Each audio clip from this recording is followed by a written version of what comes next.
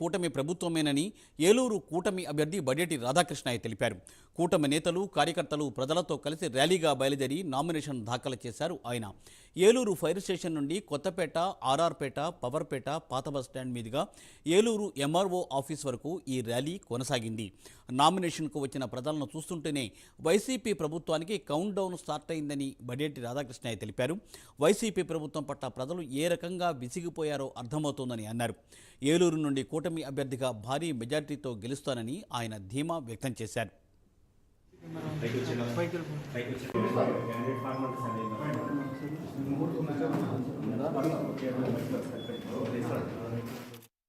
ఏదైతే మొదటి నుంచి చెప్తున్నామో ప్రజలందరూ కూడా ఎలక్షన్ వచ్చేసరికి, డేట్ వచ్చేసరికి అందరూ కూడా బయటకు వచ్చి ఈ ప్రభుత్వాన్ని మీద వ్యతిరేకత ఏ విధంగా చూపిస్తారనుకున్నామో, ఈ రోజున మరి నామినేషన్ కార్యక్రమానికి మరి ఇసుకేస్తే రాలినంత జనం మరి మేము పెట్టుకున్న టైంకి రావడానికి చాలా గగనమైంది.